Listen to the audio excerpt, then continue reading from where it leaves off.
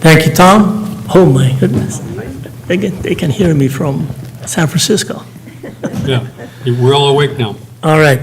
Thank you, everyone. I would like to call this meeting to order. So roll call, please. Director Andrews. Director Blow. Here. Director Chambers. Present. Director Cohen. Director Duncan. Present. Director Hamilton. Present. Director Hardy. Present. Director Jordan. Here. Director Kiesel. Here. Director Lincoln. Here. Director Manalo. Director Mellinger. Here. Director Mickelson. Here. Director Montano. Director Nash. Here. Director Piccolotti. Director Pierce. Here. Director Ragsdale. Here. Director Schneider. Here. Director Showalter. Here. Director Stevenson. Director Stone. Director Vella. Here. Director Weed. Here. Director Zichterman. Here. We have a quorum. Very good. Thank you. So please rise, and would like to ask Director Broll to please lead us into the Pledge of Allegiance, please. I pledge allegiance To the flag of the United States of America and to the republic for which it stands, one nation, under God, indivisible, with liberty and justice for all. Very good. Thank you very much. And now, we'll go to comments by the chair. And this is where I go off script and get into trouble. So good evening, directors, staff, colleagues, and interested people. We meet again as committed as ever to our mission to ensure a reliable supply of high-quality water at a fair price for our regions. As chair, I continue to look forward to achieving this with the support and hard work of all directors, staff, and all the stakeholders. To start off, I would like to remind everyone that we do have 3 directors attending by telephone, so all votes will need to be, you're looking at here, will need to be by roll call. Tonight, we will vote on a number of important items to the business of BAWSCA, such as approving the work plan and budget for the next fiscal year. To achieve this, we will need to enable and allow to extend authority to our BAWSCA General Manager to negotiate contracts necessary to run the agency effectively despite its small staff. In addition, most BAWSCA members are bringing their urban water management plans to their boards for approval in June. We ask San Francisco to present information on their urban water management plan process so that the board can understand how that affects our agency's urban water management plans. Today, we will forego the closed session because there were nothing new and everybody received the information already, so there's nothing more in addition to that. So we're going to skip the closed session. And may I remind you to please stand your nameplates in a vertical position with your name facing the chair this way whenever you want to make a motion, a second, or give a comment or a compliment. Oh, who wrote this? Compliment. I will do my best to recognize everyone who wants to speak in an orderly fashion. So that's it for now. Yes. And to the 3 people who are, we can see you. To the 3 people who are remotely, can you please tell us if there are anybody else with you, adults especially? No one here. Director Jordan? No one, Anybody? no one here. Okay, Director No one. Ragsdale, nobody? Director Jordan? Nobody. No one. No one? And I may Director have Webster? someone join, I may have my daughter, depending on her evening activities, joining later, but she will not have comment and will not be. As long as she listening. behaves. Well, we'll see. Director Webster, you have your, If there's someone when she votes, that's when she Yeah. has to tell us. If that changes. I said no. okay, very good, thank you. All right. All right, we'll move on to the Board Policy Committee report. So today, Director Tom, please. All right. So the Board Policy Committee met on April 8th, and we discussed the proposed fiscal year 26-27 work plan, results to be achieved, and operating budget, and voted to recommend approval of the work plan and the operating budget of $5.3 million, and to recommend approving funding plan option 2 with a 0% assessment increase. And of course, all of us are going to discuss this tonight under agenda item 7A. We recommended the board's approval and adoption of the pay schedules, and we will discuss that under agenda item 7C tonight. And then we confirmed that the solicitation process used for selecting our HR vendor conforms to our agency's practices. And tonight we will consider, this full board will consider authorizing, negotiating, and executing an agreement with a selected vendor under agenda item 7D. We also received a report on key highlights from our 24-25 annual survey, and CEO Smeagol provided an update on recent developments regarding the Millbrae Operations Center project that's included in SFPUC's 10-year CIP. And all these items are summarized in your agenda packet, so you'll see it starting on page 5. And that's my report. Very good. Thank you very much, Director Hamilton. Any questions? Any questions from, yes, Director Snyder? Thank you. Couple of questions on the report. First one, it's in our packet tonight, page 10, the BAWSCA annual survey, the first paragraph. It lists the 9 sections in the survey, and I wonder why it doesn't look at the 10 agencies that are entirely responsible or beholden to SFPUC, the 10 of us that get all our water from them, versus the other 14 that have mixed water streams that may have an ability to cushion their water rates or not on that. It doesn't seem to be a criteria. My other question was, this went to the policy committee. Does the annual survey not come to on the hillside above it? We know that because we flood when the airport doesn't. So I'm just curious why certain criteria are used in this. I'm sure it's based on historical data. It's just inaccurate. Okay. Okay.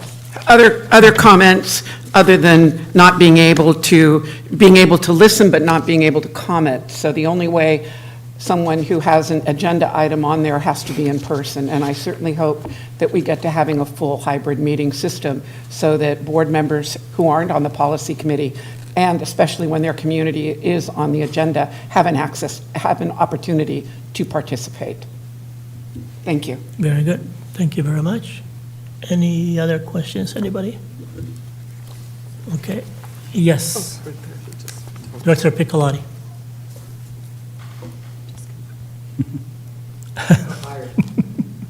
So I just wanted to clarify, as an individual board member, if I ask for an agenda item, I'm getting it, regardless of whether the majority wants to hear it? Or is that something that needs to be discussed? please. I just heard a request for an agenda item on the 10 agencies. Is that going to be something that automatically goes on the agenda? No, not automatically, but if it's an agenda item that affects, the BAWSCA, it's a BAWSCA item, then it comes on to BAWSCA. But if it is something that a particular agency is affected, but because of that effect, others could be affected because of price, because of quality, because of efficiency, then, and we feel that it is of good, not only information, but it's good for everybody to chime in on it, then it will come on the agenda for the entire BAWSCA board as well. Thank you for the clarification. Yep, thank you. Okay, good. We'll go on, and nothing from our remote? Good. Okay. Members of the public, anybody? No. Director Snyder, anything else? Okay. All right, we'll go to next item, which is the consent calendar. We have 1, 2, 3, 4, 6 items on the consent calendar. Any questions on that? Do I have a motion? Yes, we do have. Mr. Bro, Mr. Ike. Thank you, sir. Just one incredibly picky item. Under the description for item 6, consent calendar, the second line, I believe the word "with" was meant to be the word "which." Mm. And with that, I'll give you a motion to approve the consent calendar. Sorry for being so Very picky. good. That's what retirement does to you. You Yes. can read it word by word. Yes, that's good. Good point, though. So motion by Director Broll and second by Director Chambers, right? Thank you. Okay. Roll call, please. Director Andrews, Director Bro, Yes and yes. Director Chambers, Yes. Director Cohen, Aye. Director Duncan, Aye. Director Hamilton, Aye. Director Hardy, Yes. Director Jordan, Yes. Director Kiesel, Aye. Director Lincoln, Yes. Director Manalo, Director Mellinger, Yes. Director Montano, Director Mickelson, Yes.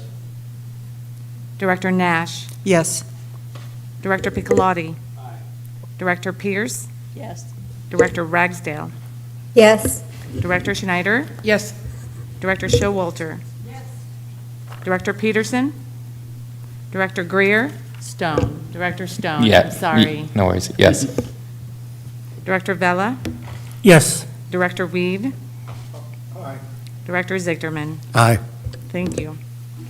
Very good. Thank you very much. We'll go on to the San Francisco Public Utilities Commission report, and we have a tandem of Castema and Lee. Great, thank you. So I'll be doing the first portion here, which is our water supply conditions update. Again, Allison Castema, I'm the BAWSCA and Wholesale Customer Liaison. I know many of you. And I'm presenting an update through basically midnight of Sunday night. So May 18th, reservoir storage is looking good. I think you've heard this as our report for much of the springtime here. We're in a good condition. Typically around this time of year, Hetch Hetchy would be at about 76.4%. It's at 100%. We just actually went up last Friday on the drum gates to 100% full.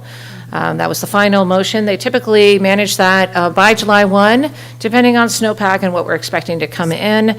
They will raise those drum gates on the spillway to give us the maximum storage. Because of snowpack conditions and the way things were operating or looking this year, they actually brought that up on Friday of last week. So we're 100% full at Hetchy. The system itself, if you see down at the bottom total system storage, 94.6%, where historically around this time frame we'd be at 83.4. And again, that's a factor of snowpack and when we've seen the snowpack melt and come into the reservoir. So, but again, conditions are good. You may have heard from your agencies. We did send out our final water supply availability on April 15th of this year, indicating we expect no shortages or no reductions in supply on the system for the coming year. In this picture for other California reservoirs, similar story here. Almost all are above or at their historical average. That is, again, a symbol of carryover storage in many of these reservoirs. The green line that you see there for all of these typically indicates where they would historically average be. So many of them, I think almost all of them, I see Castaic is only at the average, but almost everybody else, I believe, is above. California Drought Monitor, again, as we've watched this every time we've sent it to you guys, but we see it every week. We've seen this yellow grow. We've seen the sort of light tan, orangey color grow. It's actually reduced a bit, I think, from the last time I saw this, so we continue to see these types of conditions. This is much more to us, I think, agricultural drought, but it is a good sort of snapshot to take a look at and just watch. So, precipitation at Hetchy, we have continued. We're expecting here a little bit of straight line going forward, but we had a little bump in up and down in April. Still some climb up there. We did see some snow. As we saw here in the Bay Area, we saw precipitation that ended up with some additional snow upcountry. So just hugging the median for the 91 to 20 period. Not looking bad. Here in, so upcountry again, precipitation index, that is at about 90, I think 97%. So we've hit many of these numbers. We've had this fun moment of January being slightly drier than median, March being dry against median, but then April being almost twice of median. So overall, we're at 97, almost 97%, I think, on the year for the 12-month median. Bay Area, we went above and beyond. We hit about 109% so far, again, in that same time frame for the water year, October to September, and we do expect to have that taper off per usual. Snowpack, again, what I did mention here, in April, or right at the beginning of April, we were really seeing the snowpack taper off. We did have a series of storms that added a bit upcountry. I mentioned to one, we operate O'Shaughnessy Dam to take a look at our snowpack and what's going to come into the reservoir and what we have as storage and what we need for water supply. But when we have an opportunity, we have this Upper Tuolumne River Ecosystem Project where we schedule pulse flows out of the dam in order to support the downstream ecosystem. This year, they thought they'd only be able to do one. They did that earlier. They actually, because of the precipitation that came in as snowfall, in April, were able to do a second pulse, which they did, I think, about a week, 2 weeks ago. So again, a little bit of bump. We're below the median, but looking good on the water supply side of things. And I did see snow up there. I was just up there Tuesday, Wednesday. I could still see a bit of snow even in the far back of the canyon on the wall there. So it's melting, but still fair amount up country. And then delivery is 204. So we're hovering at that 5-year average. As you know, this is really dependent on weather as much as anything. You will see there in the March, that green line. In March, it bumped up because it was dry. It dropped a bit in April, and we're back up again close to the 5-year at 204. So I'm happy to answer any questions, and I believe that's the last slide I have, and then we have Jen, who's going to talk about the urban water management plans. Okay, Director Brawl? Allison, welcome. Just one question for you. With all the news that seems to be coming out of the meteorological agencies lately about a really heavy El Nino and perhaps it being exceptionally hot this summer, is SFPUC making their own estimates on that, their own plans, or are you just relying on the agencies, or do we think perhaps that because we rely on this extended drought system and our capacity planning that we've got the cushion there that we don't need to be concerned? So a couple of answers to that. I would definitely tell you that a big part of what we do operationally is look at weather. This is a frequent, pretty much every day, I would say, examination of what is expected to come our way. You may, of course, have heard we've done some work around advancing the radar network in the Bay Area. We've actually installed an advanced radar along with Sonoma County Water Agency, Alameda County. We've helped to install an advanced radar network in order to give us better precipitation information, more defined information, so we know where it's going to hit our watersheds. But typically, I would say it's a very well known that this week's forecast is pretty spot on. The second week out is 50-50, and beyond that, we do not rely upon any of the forecasting. So even though there's a lot of discussion, El Nino, La Nina, it really doesn't impact our operations. We have to operate off of what we really know we're going to be seeing, and look at that and manage for water supply. So I hope that answers in a very reasonable way. Yeah, thanks. Very good. Director Showalter? Yeah, I wondered about the snowpack and what it tells us about fire danger. Ooh, fire danger. Interesting. I would say, we have had not the biggest snowpack, but I would definitely say we've had ongoing rain and precipitation up there. As many of you may recall, we had a very large fire in the upcountry watersheds, if we're speaking upcountry. So in 2013, we had a historic fire go through that entire area. So it did burn Cherry, Eleanor, and into the Hetchy watersheds. The benefit of Hetchy, and again, as you know the system, Hetchy is the water that gets into the drinking water system is diverted at Hetchy. The benefit I would say there is Hetchy is very much a granite basin, so very little, even when we had the rim fire burn through that watershed, it had no impact to water quality because it's not, there's so much granite up there in high elevation for snow. So as far as I would say, I have not heard of any increased wildfire risk this year based on a lower snowpack. We do, of course, manage our reservoirs locally as well, and we do that in coordination with CAL FIRE because we've got a lot of urban interface with the Crystal Springs reservoirs, Pilarcitos, and out in the Sunol area. So it's an active management. It's a lot of what we do is fire clearance and making sure we're doing some prescribed burns. But on the snowpack side, I have not heard of any direct impact this year. Yeah. Very good. Thank you very much. Now, Ms. Lee?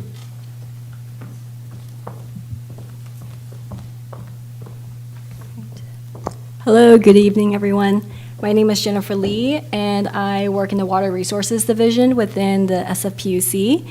It's the Urban Water Management Planning Act, which essentially requires urban water suppliers to plan for enough water for future growth as anticipated and for future normal and dry years. And so these plans are required to be updated every 5 years and are due to the state.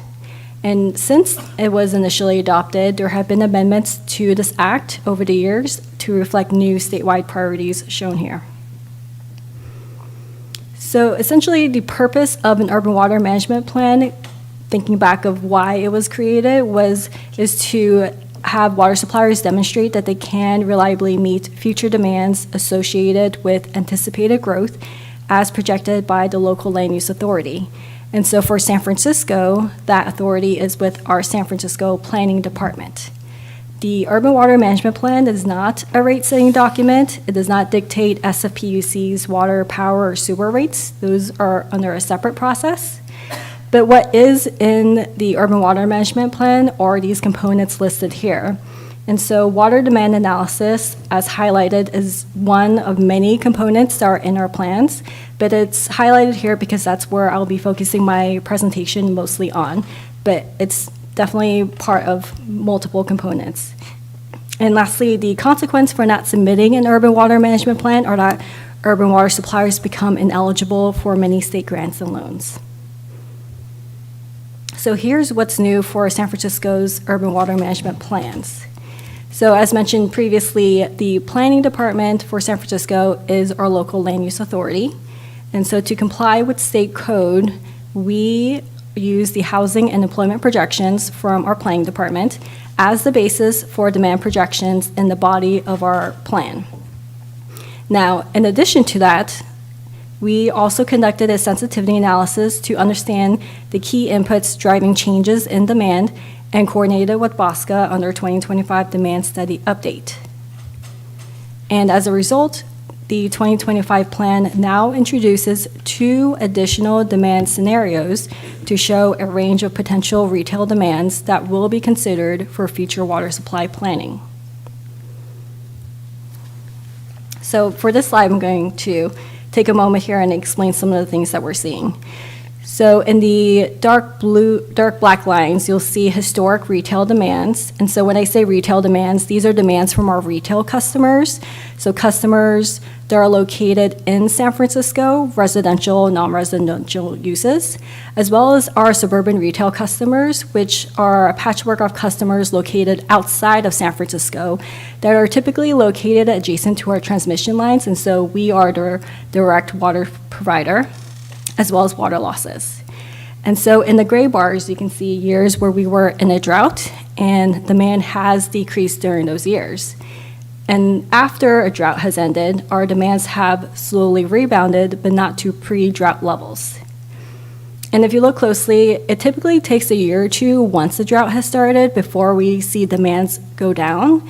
The exception was in 2020, where we were in a global pandemic. People shifted to remote or hybrid work. Businesses closed, people left the city. And so all while that was happening, we also experienced a short drought between 2021 and 2023. And so I bring this example to show that there are multiple reasons besides a drought that can influence demands. And so when we look at these projections and dotted lines, this is assuming normal wet year conditions. It does not assume another pandemic or other unforeseen event. So walking through each of our scenarios now, the top blue line is our UWP scenario. And so this is a scenario that uses the San Francisco Planning Department's housing and employment growth projections.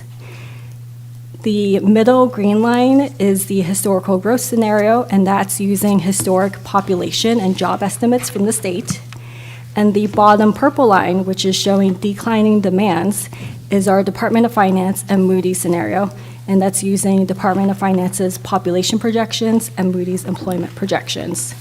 So here you really see that we have a range of what future demands could look like over the next 25 years.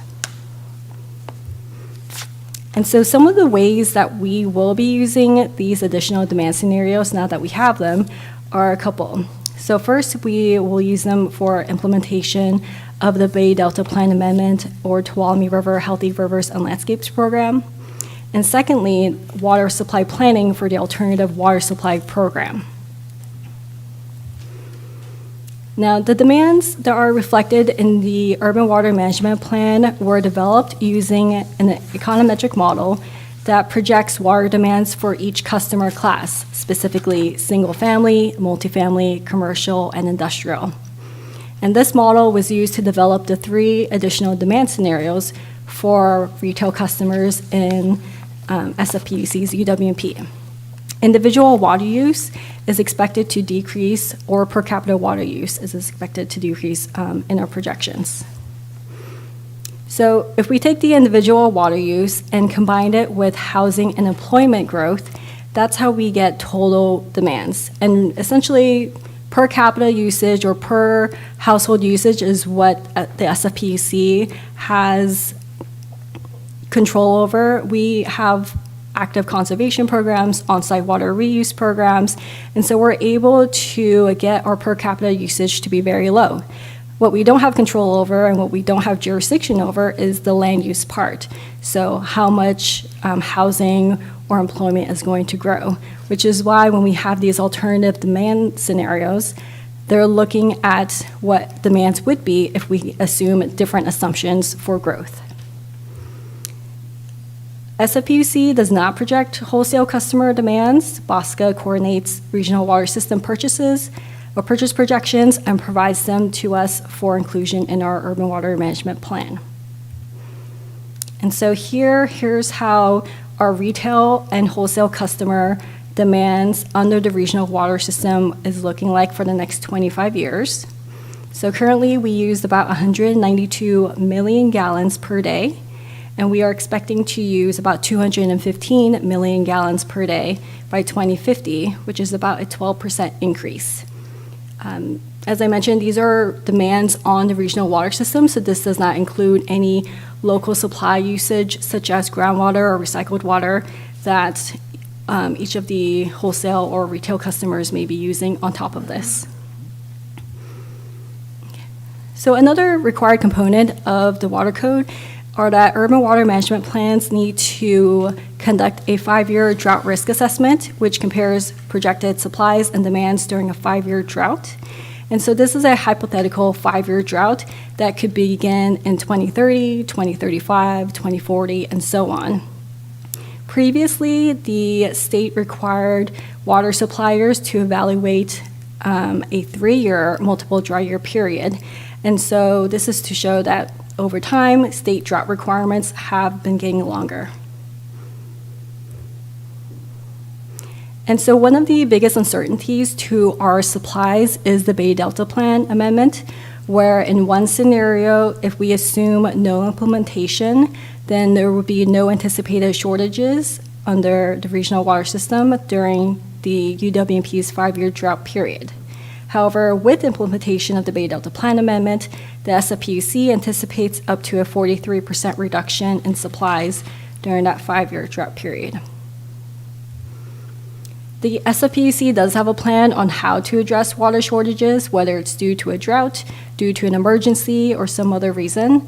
This plan is known as the Water Shortage Contingency Plan, and it outlines various shortage levels and corresponding water reduction actions to take in the event of an emergency.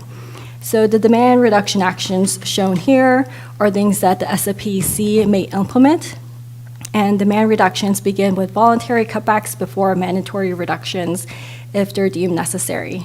And so this is what we are putting in our water shortage contingency plan, and like many water suppliers are also preparing their urban water management plans, they are also required to prepare their own water shortage contingency plan. So these sets of actions may look similar or different to ones in your respective cities or towns. And so lastly, to conclude, the San Francisco's draft plan is available on our website shown here. The public comment period was held from March 16th through April 20th, where a public hearing was held before our commission on April 14th. Lastly, staff will be bringing the final 2025 plan for consideration of adoption to our commission on June 23rd, where adopted UWMPs are due to the state by July 1st.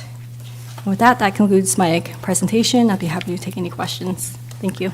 Very good. Thank you, Ms. Lee. Any questions from the directors? Yes, please. Director Weed? Does your plan take into account the extraordinary cost of San Francisco water? That's all right. And where it's going? We're the highest priced water in the country right now, at 2,600 plus acre foot. It's going to double in the next 9 years. And when we get up to the, 10 years, it'll be about $6,000 per foot. I'm not a fan of the idea of rate-based conservation. Here, look at what's going to happen. Yeah. Director Weed? Director Weed, your microphone might not be on. Mike? It's No. up top. The button. There you go. Okay. So the question is, have you put into your calculations, only 10 years down the road, not 30 years, what a $6,000 an acre foot, what is the real demand for water at that price? For a fraction of that price, you've got the San Francisco Bay as an unlimited water supply. Thank you. Yeah, so good question. The Urban Water Management Plan is not a rate-setting document. We do not dictate what goes into our rates or even our capital planning process. That's actually a separate process that has its own legal frameworks, such as Prop 218. So this plan is to comply with state requirements, and water rates is not a component of that. Okay, Director Nash? Thank you. Can you explain why your drought methodology is different with SFPUC compared to Valley Water and East Bay Mud?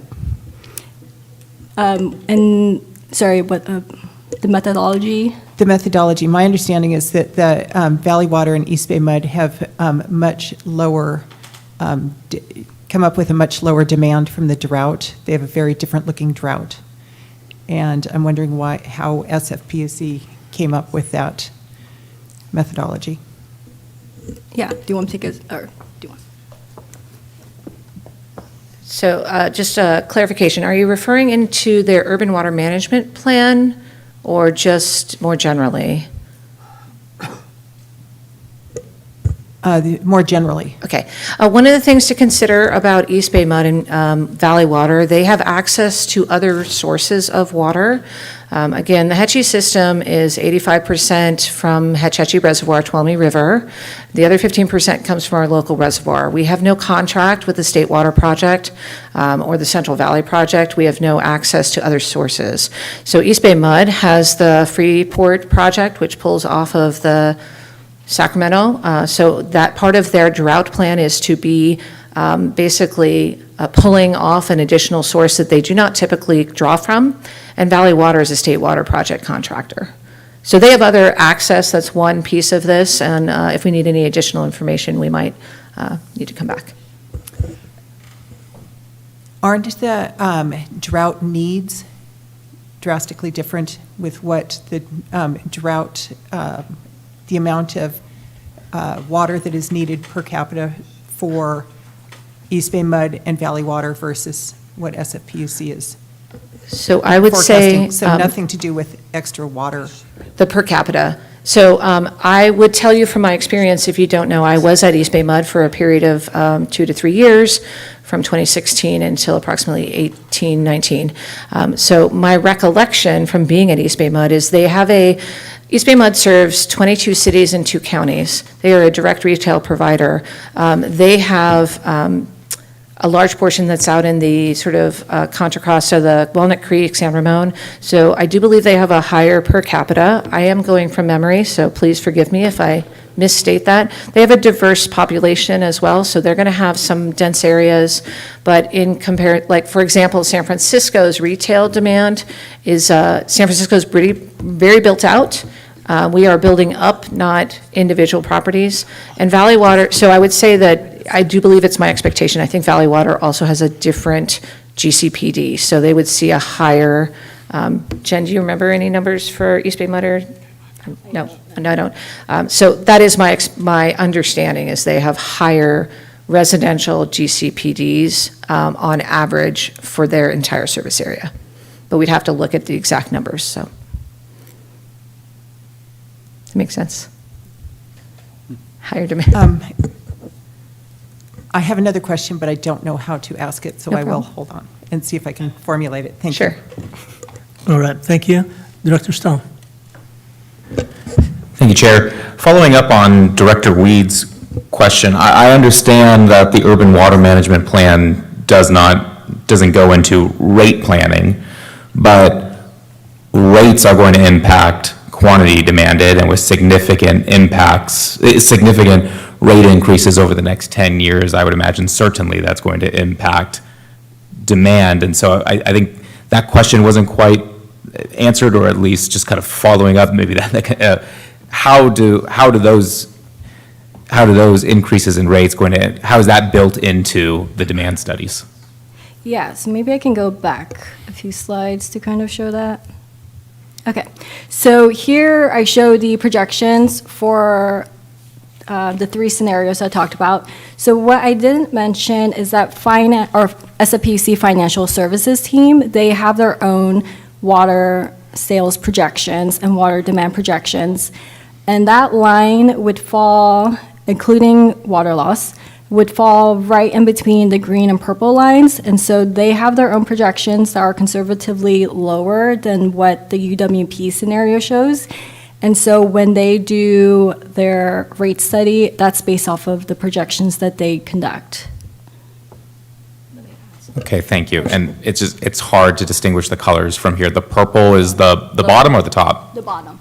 Okay, thank you. All right, thank you very much. Director Mellinger.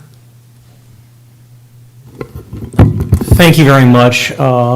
As we discuss urban water management plans and how we will be dealing with droughts or water shortages, one question I have that is pertinent to Sunnyvale, an issue that we have had to deal with, and I believe other agencies have had to deal with, is that there is a demand hardening effect after each drought. People conserve water, which is good. We want them to conserve water.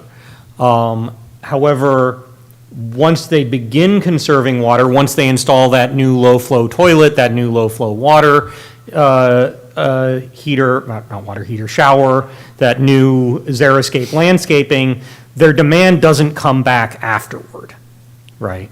And so with Sunnyvale, we have a minimum water purchasing agreement that has left us in some challenge, has posed us some challenges in the past. But beyond that,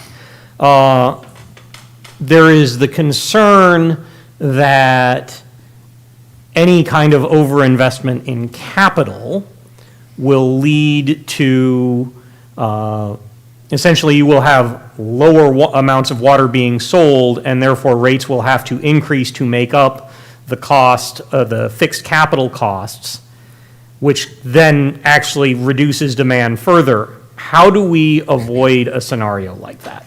Do you want to speak to the minimum purchases? What? The minimum purchases? Oh, yeah, no. I mean, so a couple of things I would add in response to that. I do think we expect to see demand hardening. I think we have seen it. One of the parts of the slide here that is not actually, we stripped it from this presentation, but part of this demand decrease is actually actions at the state with plumbing code changes to make more efficient fixtures the norm, including what we have just seen as conservation as a way of life, if I got that right, California way of life. So that was recently passed. So there are much stricter standards coming into play that do continue to drive down that residential and actually any fixture use. So we are going to see population increase. All that is to say, I mean, with our capital program, diverging a little here, much of what we are doing with our capital program is not increasing supply. It is maintaining the system that you all rely on. So that's an important part of this. This is a 100-year-old system. It is, if you've been on a Hetchy tour and seen some of these pieces and parts, they are massive and they are aging, and we need to maintain that investment to ensure the reliability of delivery to all of the communities that rely on them. So I can't answer the perfect question of demand hardening and is it driving down, if costs go up and driving down, but more so to say that we're not expanding, right? That capital program is really focused on maintaining the system we rely on, and we will continue to be watching how those rates continue moving forward, and affordability being one of the concerns. Hope that answers. It does. Thank you very much. Sure. Very good. Hetchy tour, that's our system, okay? And I would Director Zimmerman. love, I'll just comment, every time we've had the tour, it seems to have collided with Sunnyvale budget workshops, but I do very much want to go. Yeah, but what's more important? Come on. I'll leave that for my constituents to judge. Thank you. That's too deep for me. Director Zimmerman, please. Thanks, Chair. Sorry, I have to harp one more time on Director Weed and Stone's question. I understand that from an operations perspective, we need to make sure we have enough water, therefore we are conservatively wanting to estimate high on water use. And I understand from a financial perspective, you want to make sure you don't need to jack up rates, so you tend to be on the lower side of rate projections. I think the question is, as the cost of the water continues to go up at a rapid pace, are either of those perspectives incorporating a change in demand because it's getting so costly? And it gets at the affordability issue, for one thing, but also gets at how overly conservative is San Francisco being on making sure that there's plenty of water. Is it too much overly conservative? That's, I think, the question. I think it's a yes or no question. I don't know the answer if you should be accounting for demand change as a function of percentage of rate increase or not, but it'd be nice to know whether you are or not so that the rest of us can plan accordingly. Yeah, so the short answer is yes, we are. In our demand study and also with how our finance prepares their rate projections, we do incorporate price elasticity. So we have an appendix that goes into what goes into calculating the cost of, or calculating the coefficient for price elasticity, where in theory, as you increase rates, people are going to reduce their demands, but up to a certain amount, right? Because at the end of the day, we still need water to flush our toilets, to bathe, to do all these things. And so it's an inelastic demand, and it's not quite zero, but we do see that. And so something that we did this time around when we updated our demand projections is that we took the price elasticity for an impact of not just the water rates, but also sewer, specifically wastewater and stormwater rates for our retail customers, because we recognize that when our retail customers receive a bill from us, they don't just look at the water portion only, they also look at the wastewater portion, so essentially the combined water and wastewater bill. And so what's hard to see here, but we have a separate figure in our urban water management plan, is how our GPCD, or average per capita usage, is going to look like for the next 25 years. And so currently, San Francisco residents, including suburban retail customers, use about 43 gallons per person per day, and that's indoor and outdoor usage, which is very low. And so with the increase in rates, we are projecting to see that to decrease to 38 gallons per person per day for San Francisco retail customers. And that's really much driven from our conservation programs, but really more importantly, the increase in rates, specifically water and wastewater. Thank you, you nailed it. Excellent. All right, thank you very much. If you guys could put your name tag down, please. Director Manager? Thank you. No problem. Okay, any more comments? Any public comments on this? Okay, I have a maybe here. Okay, all right, so Mr. Warner, then followed by Mr. Druckmeyer. Okay. Well, thank you, and thank you for the wonderful questions. I'm Dave Warner. The first comment I'd make is, I think you asked wonderful questions. I will say one thing that I'd point out that Ms. Lee has done here, which we're not recognizing, is this is the first SFPUC Urban Water Management Plan that shows multiple scenarios. And this is what BAWSCA has done now for a couple times, but it's terrific that SFPUC is picking this up, so I'd say thank you for doing that.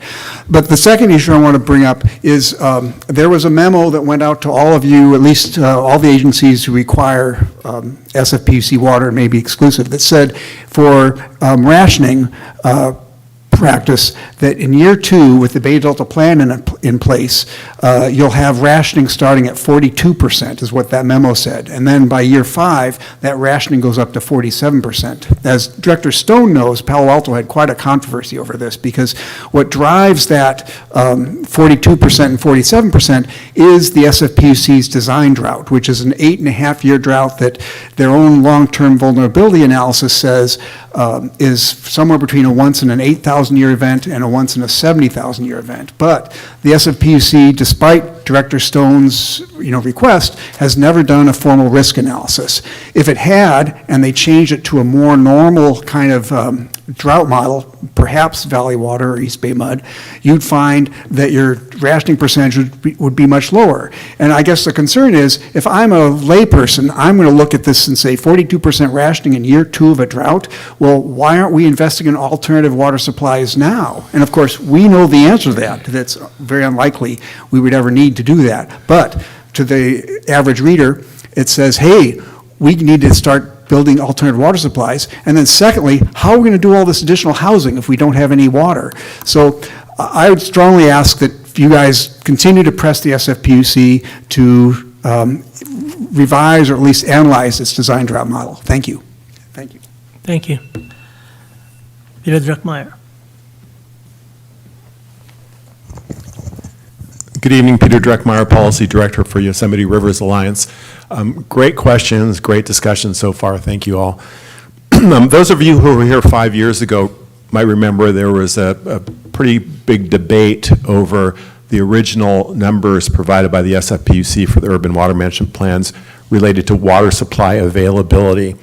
And it took some effort on our part, but we discovered that they were treating the sales cap or obligations or the water supply assurance as current demand. So demand in 2020 was 196 MGD, but they were using 265, ran it through their model, and the original numbers suggested 55% rationing. And we pulled Anson Moran, a commissioner, a former GM of the SFPUC, into the issue, and pretty soon we got a change, and it was announced here at a meeting that they were going to actually use real demands, and that decreased the perceived rationing from 55% to 40%. And that was out without even addressing inflated demand projections or the design drought. So 5 years have passed, we still have the problem with demand projections and the design drought. To answer Director Nash's question, the difference between SFPUC and Valley Water and East Bay Mud is the design drought versus the drought of record. And the way the SFPUC calculates the rationing percentages is they run everything through the design drought, 8.5 years, and they have the rationing percentages there to get them through. they freeze that and then take out 5 years, and they say, look, wow, look at this incredible rationing. East Bay Mud and Valley Water, they're looking at the drought of record, 6 years. Now, if the SFPUC were to use that model, we could make it through the driest 5-year sequence without any rationing, and we could make it through the driest 6 years with no more than 20% Thank you. rationing. Thank you. Thank you. Okay, any more public comments from our remote people? Nothing? Okay, very good. So thank you, Ms. Costema and Ms. Lee. And we'll move on to public comments. And we do have speaker's card. So, Mr. Warner? No, he's good. Mr. Druckmeyer? 2 minutes. Okay, 2 minutes, Peter. Yeah, well, it'll be faster than that. Thank you. So just touching on demand projections, the SFPUC has 2 sets of numbers, demand from the water enterprise and sales from the Finance Bureau, which you heard about. The difference between the 2 of them for 2050 is 11%. So the urban water management plan numbers are 11% greater than what finance is projecting. And we know from the memo that I've linked to a few times in letters from July 5th, 2022, that both have overprojected consistently. So I'm glad you guys raised these issues about how price is impacting demand. We know that the Water System Improvement Program in 2008 was $4.8 billion plus debt service that we're still paying for. You heard recently there's another $10 billion in capital projects identified for the next 30 years. The Water System Improvement Program led to, come July, the cost of water from the PUC is going to be 479% what it was at the time of the WESET. So that's $4.8 billion versus $10 billion. So, you know, there's a lot of issues. We'd love to work with you on it. It'd be great if there's a task force, we could share information. You don't have to believe us, but at least hear us, and maybe we can help get things in a better direction. Thank you. Thank you. All right, we'll move on to the action calendar. And first, we have the proposed fiscal year 2026-27 work plan. The General Manager.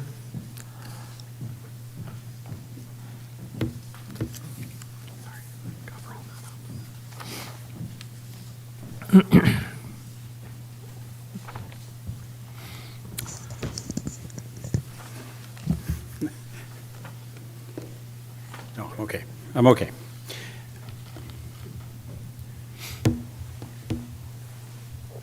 All right. So I'm going to talk about several items here related to the upcoming fiscal year. The first is the work plan, results to be achieved, and operating budget.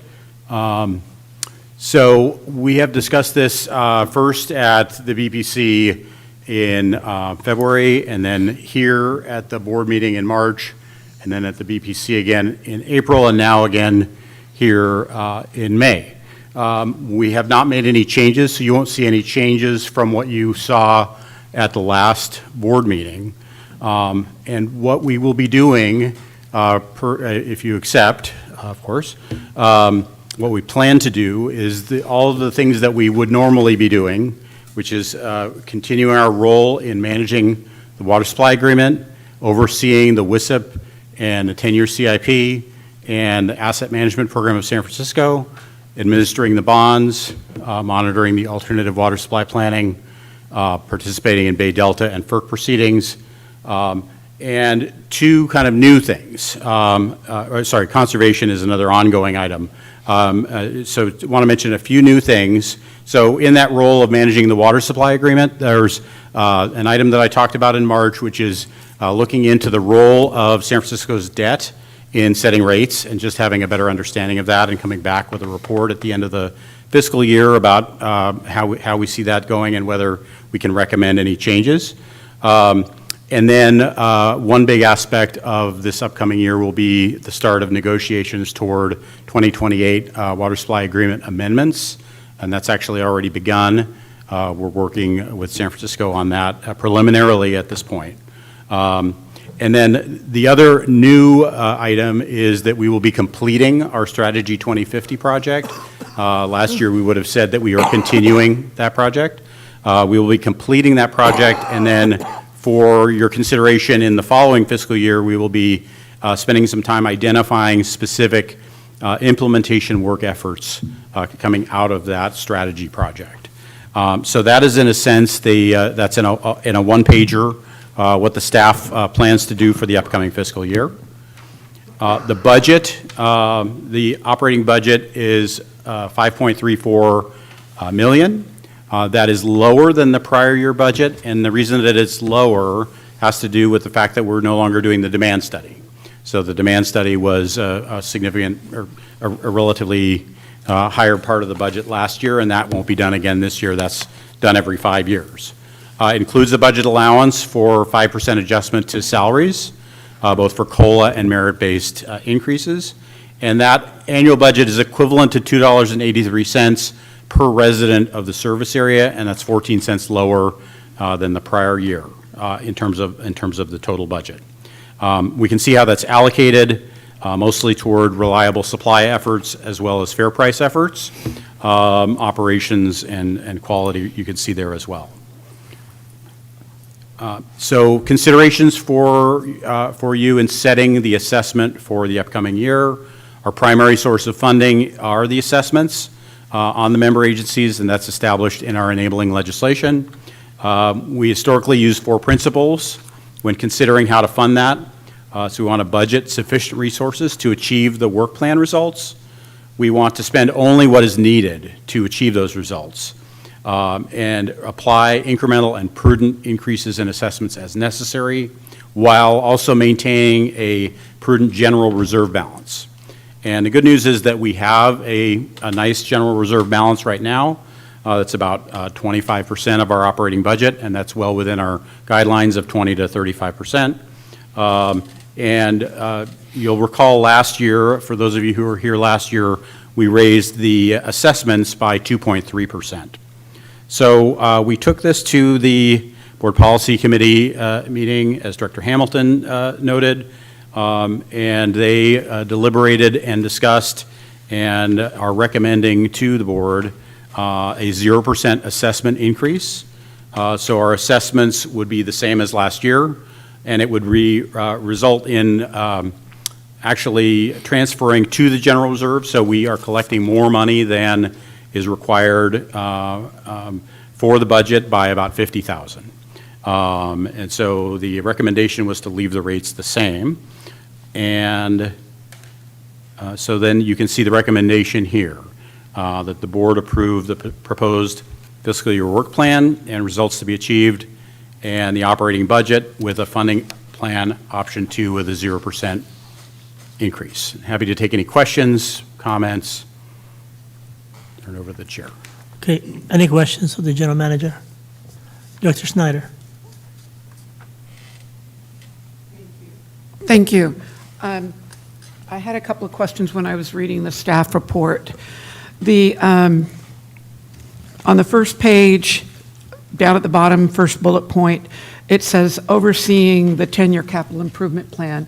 As you and I both know, SFPUC passed the 10-year plan and the 2-year budget.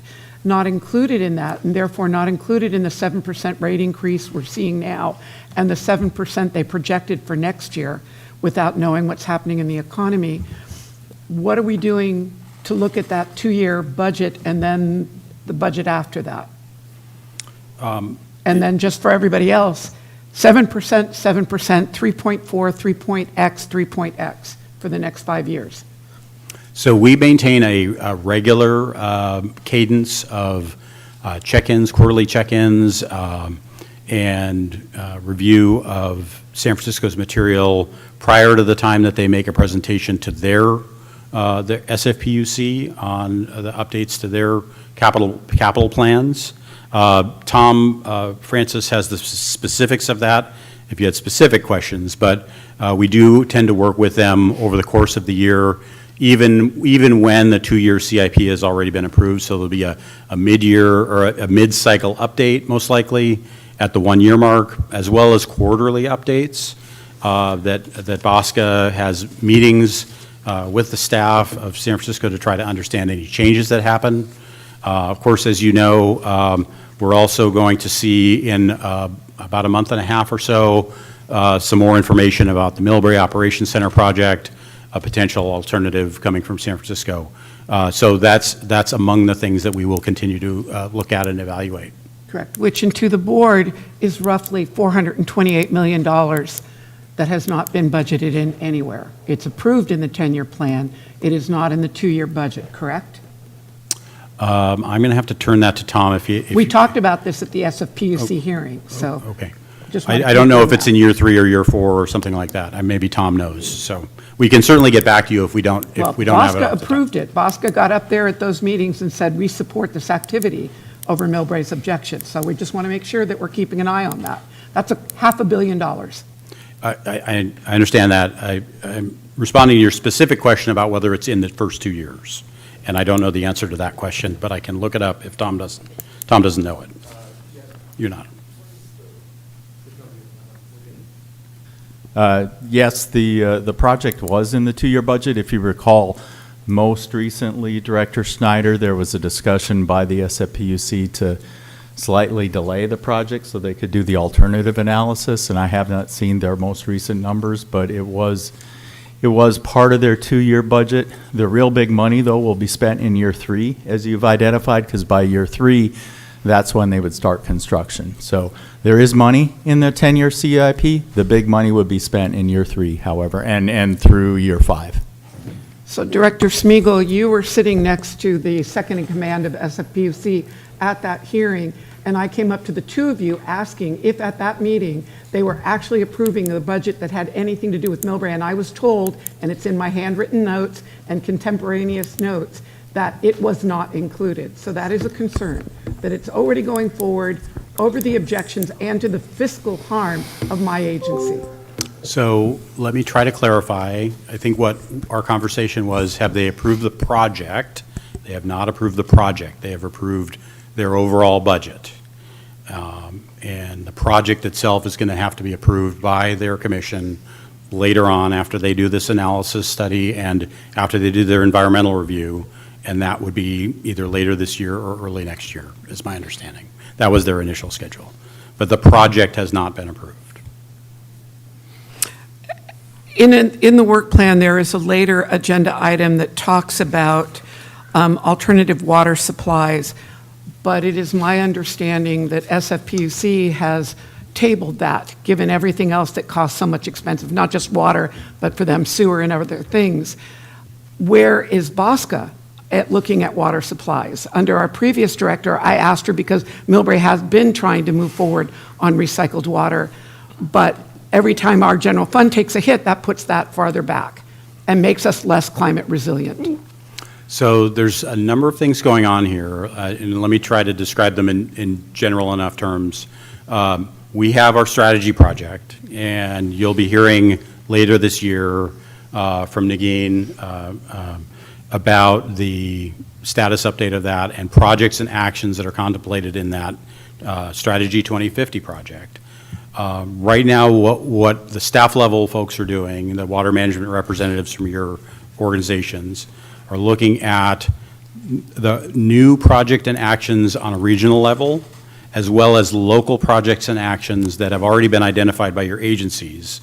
So like when you're talking about recycled water in Millbrae or something like that. Those are all part of this analysis of what might need to be done, what might not need to be done to meet the need that's identified. And so those are ongoing discussions. Those are going to continue depending upon the result of that assessment. And so I don't want to tell you that is not happening. What we did say earlier, and what I think San Francisco would agree with, is that they don't have very much money in their capital plan for the current 10-year period for alternative water supplies. They have some planning money in year 10 for the Silicon Valley Clean Water Initiative, which is the Redwood City plant, Redwood Shores plant, that's on the peninsula. Which is listed in the document. Yeah. So that is the only major item that's in the 10-year CIP that is in the alternative water supply. Yeah. Thank you. Director Showalter? Yeah, this is much easier questions. First of all, I really enjoyed reading this report. I love the way that you divide things up by the goals.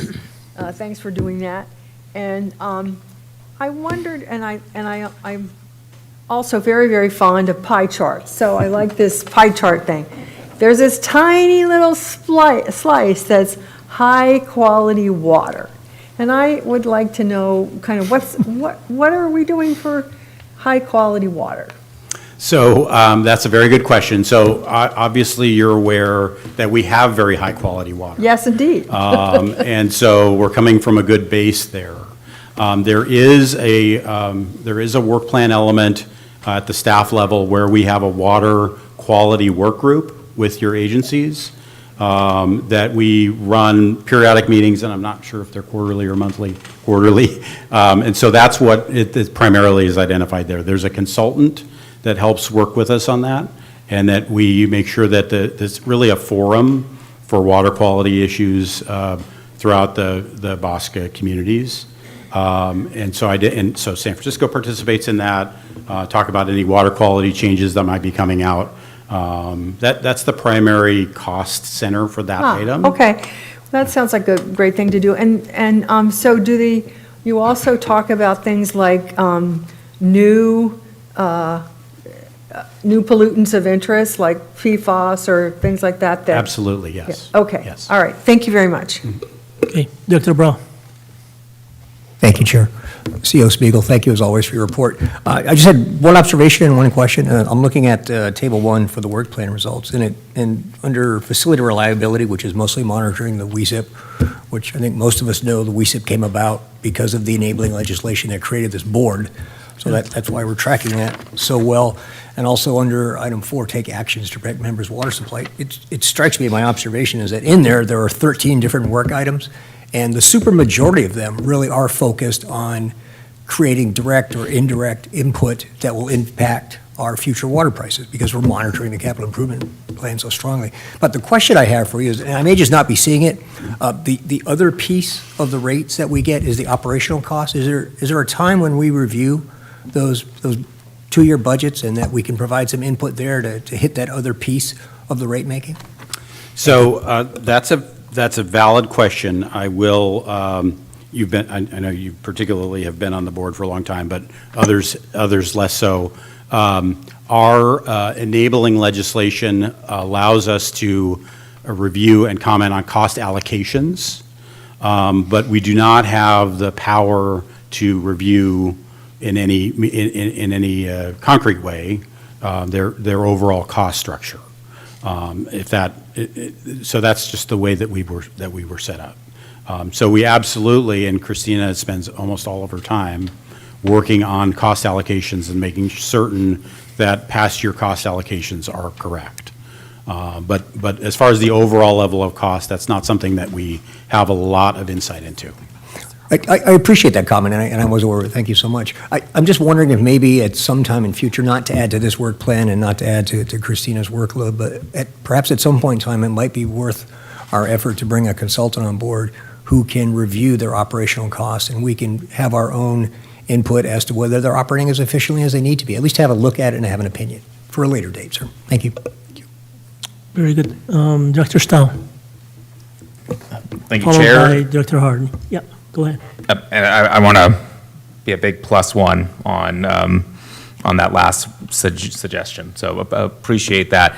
And a bit of a follow-up then. I mean, so much of our work plan involves oversight to some degree of the SFPUC, which I completely support, especially since they control most of our ratepayers' rates, and our constituents have virtually no ability, no ability to actually really be able to hold the SFPUC accountable, so they rely on us to be their representatives to be able to help control those rates. And yet, your response just now, also staff's response to Director Pierce's question in Table 3, where she asked, how can we, the board, have more input to make sure we provide sufficient water supply yet contain the expenses?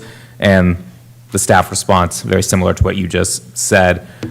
within the existing framework established by BAWSCA's enabling legislation on the water supply agreement, staff has limited but enumerated opportunities to engage with SFPUC on its budget and CIP process.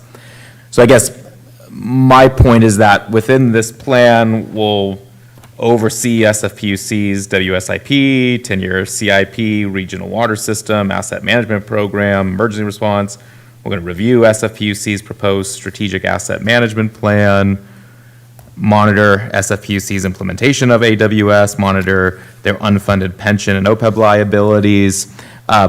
It's a lot of monitoring and kind of soft powers. I guess my question is just how meaningful is that in being able to achieve our goals of reliable water supply at a reasonable price? I understand this might be all we can do, but is it just kind of window dressing and saying we're doing something, or is there, do you think there's anything more kind of meaningful behind that? Well, I don't have the page number in front of me. Actually, I do. So on page 57 of the packet, this is the result of our annual review of the water revenue requirement. So that's essentially the allocation review. You can see the enormous amount of money that we've saved over the history of BAWSCA in the area of just of cost allocation. And again, I admit that our enabling legislation does not give us the power to examine in great detail the operating costs as they are, right? Just the allocations of those costs. So that is, that's what we're dealing with. But as far as the capital programs, oh, I'm sorry. This says I'm wrong. Okay. My attorney raised her flag. As far as the capital programs, again, there's been examples, and we've talked about them in the past, whether it's the Mountain Tunnel project or other projects where we have had that soft power has made a difference, and we have identified projects that were not reasonable for them to do in the way that they wanted them to do. But do let me remind you also that the way that BAWSCA started was that we felt that the cities and agencies in the BAWSCA region felt that San Francisco was not providing a reliable water supply. And so one of the primary focus areas of BAWSCA initially, and those who are longtime members of the board would tell you that the paramount importance was to make sure they spent enough money to do the work that was necessary, and that was the WSIP program, but that continues. This $10 billion that Mr. Dreckmeyer talks about, that is $10 billion related to dam safety that's been identified by SFPUC, and that largely revolves around the Oroville spillway disaster from several years ago. The state Division of the Safety of Dams really ramped up their inspections and requirements for dam safety, and that's why we're getting that additional cost. So it is sort of a knife edge proposition where we are on the one hand wanting to make sure that they spend money efficiently, but on the other hand, we do want to make sure that they continue to provide a reliable system that we can all count on. Yeah, and I definitely would rather be at the table than where we were prior to BAWSCA, so great. But I do think we should prioritize, to Director Brault's recommendation, something in the within this next year of how can we find better ways to be able to provide some leverage. Because I think this is the table you pointed us to is great to see these savings in a dollar amount. I think from our constituents' perspective, they're going to look more at the significant increases in water rates during that same amount of time, and it's hard to be able to say, look at all the millions we've saved when your water bill is going up so much year after year, understanding the limitations that we have. And then one other question, I think I'll probably sound a bit of a broken record here, but I think before investing time and significant amounts of money in local water projects or the Pure Water Peninsula, I'd love us to require, or at least push for, an update to that 30-year-old design drought model, including a probability of occurrence analysis, which I think would likely show significant excess water being unnecessarily held in storage. I think these other investment areas just don't make much sense until we have a true understanding of the risk and to be able to figure out what are we trying to build for. I think the Pure Water Peninsula is a particularly expensive project. It's, my understanding, $747 million for 6 MGD of supply, but the SFPUC's own 2022 Purified Water Opportunity Study found that it could produce 38.5 MGD of supply for $708 million. So yeah, I know costs have increased since 2022, but not that significantly. So I'm just kind of wondering, are there ways that, I know SFPUC is, right, they're holding off significantly on investment into the AWS. Can we do the same? Can we reevaluate these? And can we also push SFPUC more to update that design drought model, including the risk assessment? Let me comment on what I think, comment on, which is that in our strategy project, and it's been a while since this concept was brought to the board, but there's going to have to be an iterative process where in what we're doing now is trying to identify portfolios of projects and kind of rank those projects by cost effectiveness and other attributes, and really understanding what we need to do based upon the current circumstances to make sure that we can get to the proper place. And it may be that the result of that iterative analysis is that we do very little immediately because there isn't a demand or a need there. It may be that there are some preliminary projects that make so much sense to do that, or there's other co-benefits, for example, that they're reasonable to do despite a potential lack of need at the moment. But there's going to be other projects that are going to be on the planning table for something that we might want to consider 10 or 15 or 20 years from now, again, if circumstances change. And there is tremendous uncertainty with respect to the Bay Delta plan, as I'm sure you know, about what will be adopted and when. So what you'll see out of us is a roadmap that says do some things now and hold off on things until we know a lot more. So we wouldn't anticipate BAWSCA's recommendation to the board, the staff recommendation to the board on the strategy project is, we'll go spend tens of millions or billions of dollars on things that we don't need. I do not anticipate doing that. And as you've noted, San Francisco is holding off on alternative water supply. We've got many years before that investment in the Silicon Valley clean water would come to the fore, and I'm sure that timeline will change, and I'm sure those costs will change. So we'll just have to evaluate that. And then as far as the design drought, you heard from Ms. Castema about some of the reasons that San Francisco is different from some of the other agencies.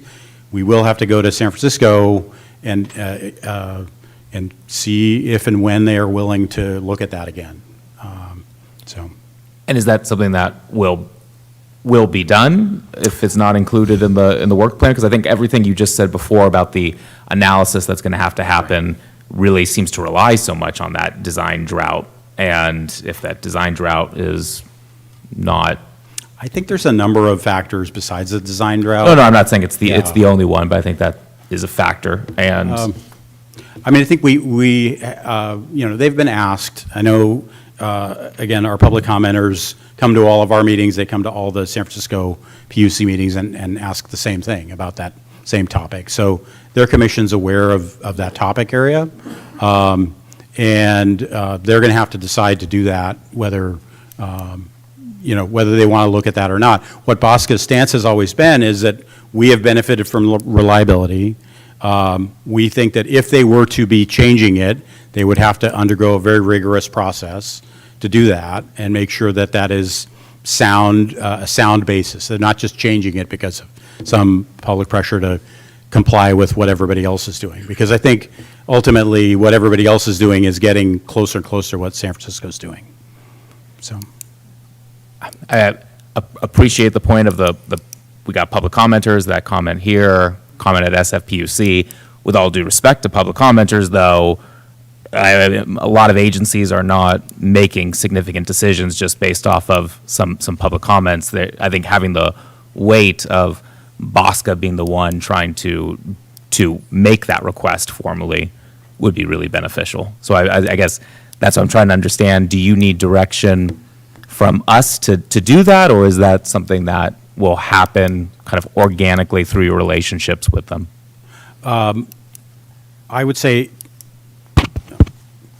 if, am I on? I'm on. Okay, didn't sound like I was on. You're on. I'm on.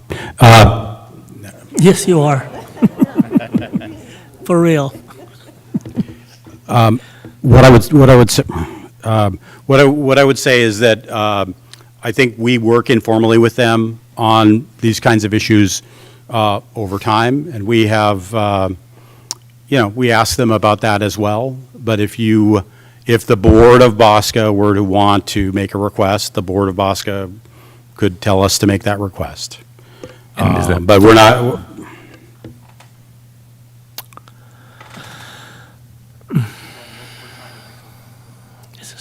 Does that make sense?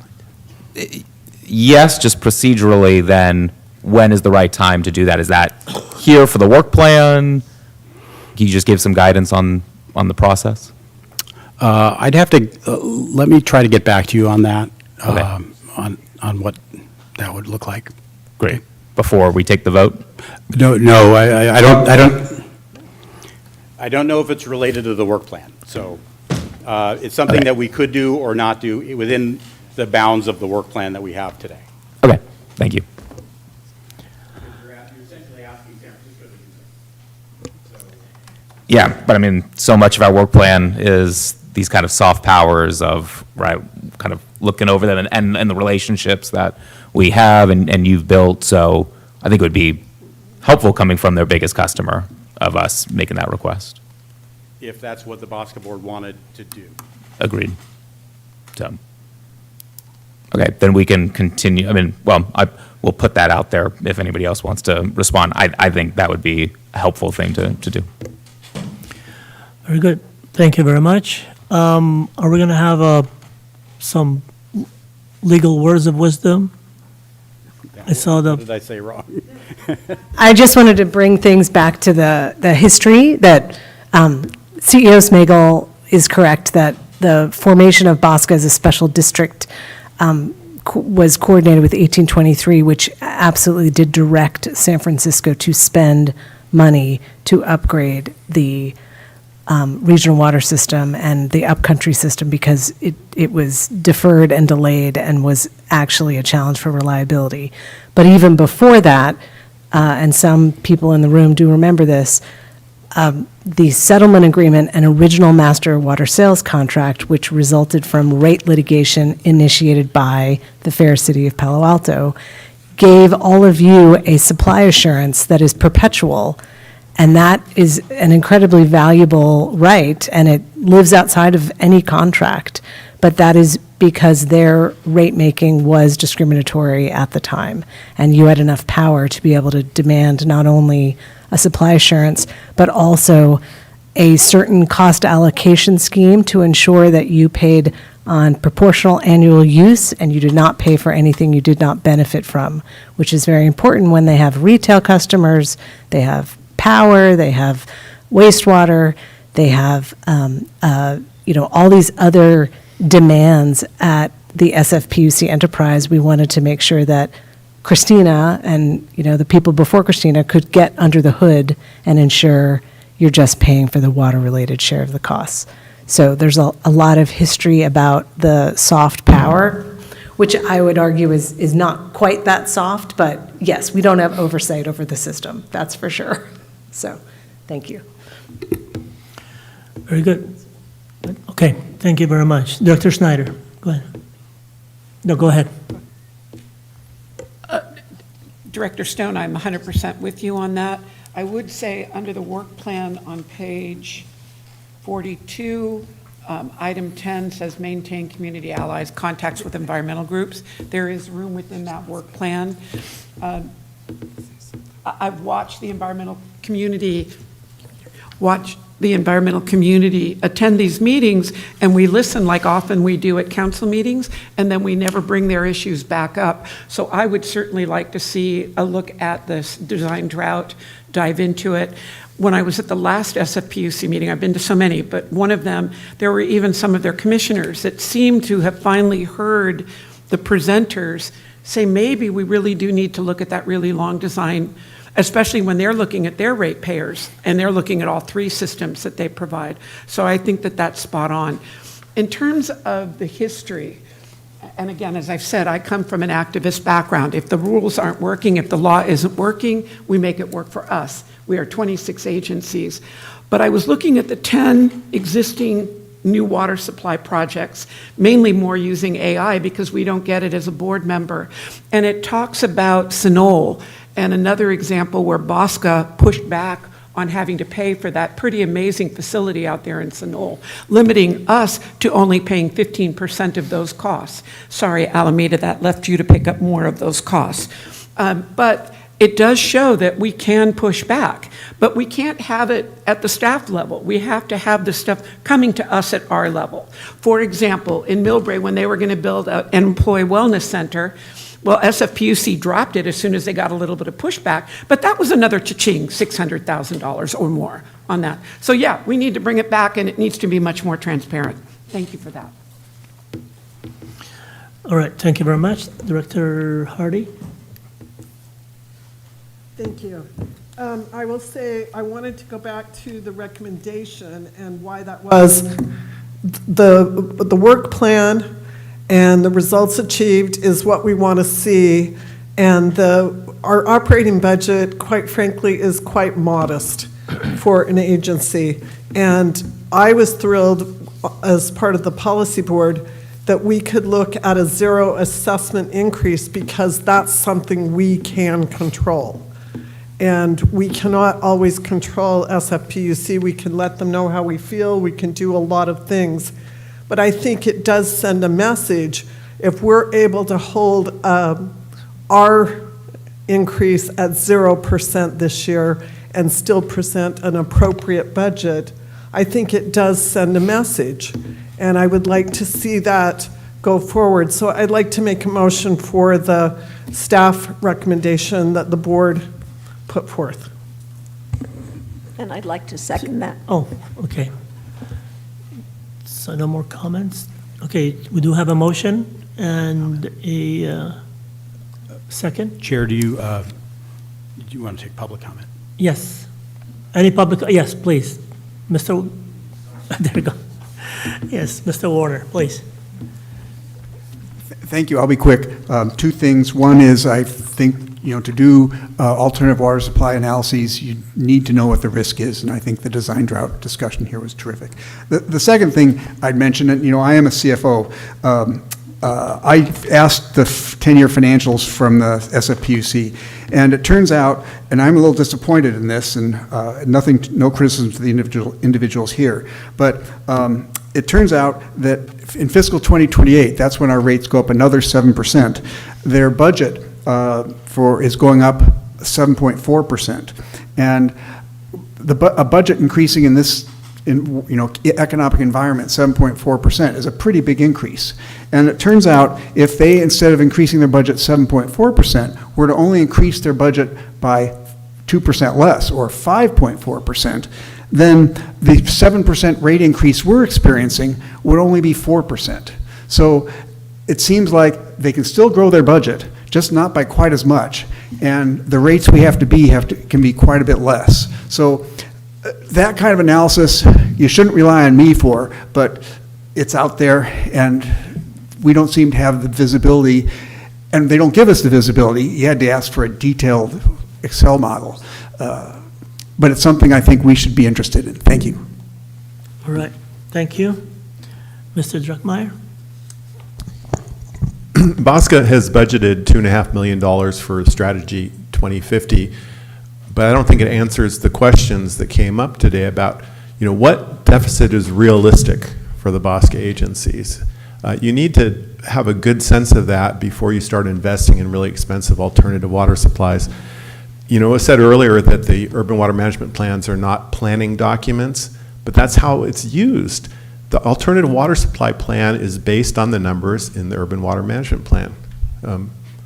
Could need 92 to 122 million gallons per day, 17 to 25 billion dollars. Pure Water Peninsula, the capital costs alone are $750 million. BAWSCA would be responsible for 2/3 of that. That's $500 million. Each agency is responsible for its share. For my city of Palo Alto, it'd be $35 million for capital costs alone. For water, we aren't going to need. For Hayward, more than $50 million. For Cal Water, more than $100 million. This is a lot of money. We really have to have answers to questions like the design drought, to inflated demand projections before we keep investing more and more money in these planning and even developing these projects. So thank you again for your great work tonight. Really good questions. And yeah, we can have a lot of influence on the SFPUC. There are 5 commissioners there. They have a combined tenure of 10 years. They're deferential to staff. If BAWSCA shows up in force and makes good arguments, and we have them all, we can get them to revisit the design drought. And it's very, very clear that it's way beyond conservative. Planning for a drought that might occur in 8,000 years to 70,000 years, it makes no sense. All the other water agencies just shake their heads. By the way, BAWSCA has power. If the SFPUC tries to impose rationing above 20%, you can challenge it. And that's in the water supply agreement. Thank you. Thank you. Okay, so any more comment? Yes. Comment. This is on page 59, and it's talking about future challenges, and it talks about protection of alternative water supply. And then there's a line here saying protection of member agency interests in San Francisco December 2028 decisions, including whether to include San Jose and Santa Clara as permanent customers. That scares my agency. And I just wondered, I mean, this is a future thing. When does it come back? How concerned should we be? When is this going to be discussed as a full board? As a former staffer of the city of San Jose, I'm well aware of the power they have. So it makes me a little nervous when I see this on a planning doc. Thank you. Very good. Thank you very much. Anybody else? Yeah, was that? Yes, please. I'd like to answer that very quickly. The reason that is on there is because SFPUC has set their own deadline of 2028 as making a decision. Both Santa Clara and San Jose at this point are wholesale customers. If we were tried to be cut off, we would obviously take SFPUC to court.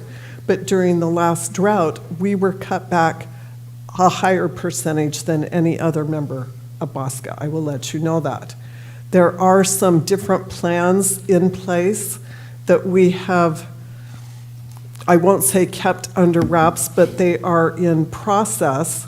The purified water plant that Valley Water wants to put in on the water treatment plant area that San Jose and Santa Clara own together.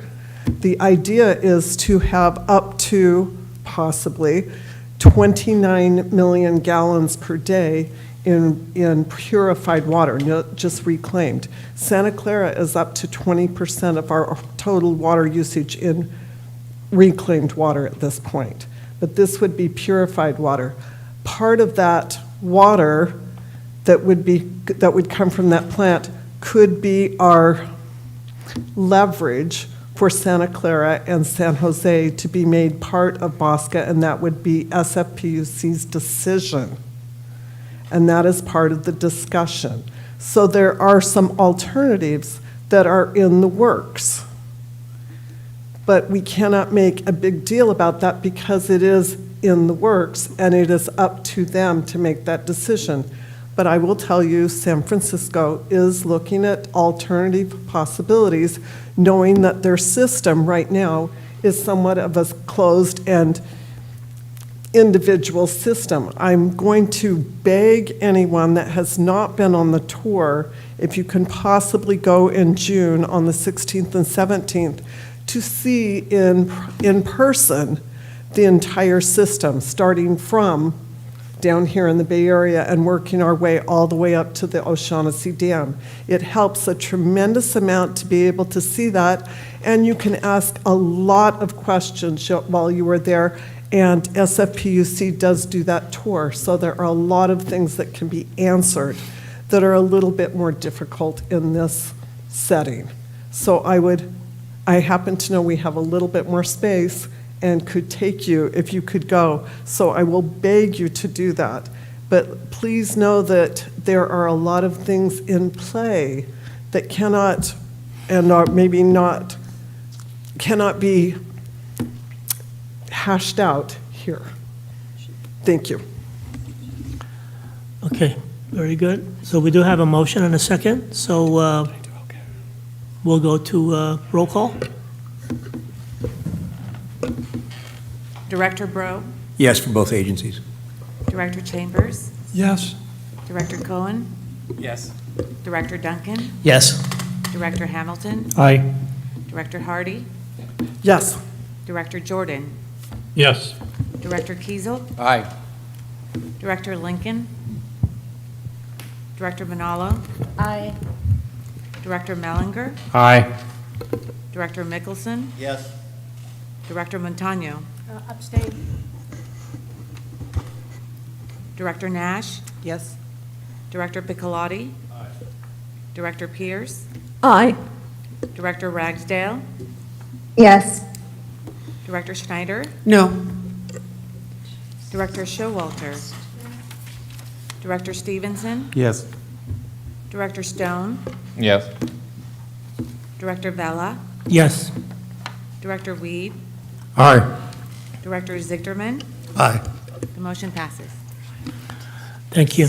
Okay, we'll move on to the next item. General Manager, please. Thank you. Next item is approval of professional services contracts, and we have two sets of contracts for your approval tonight.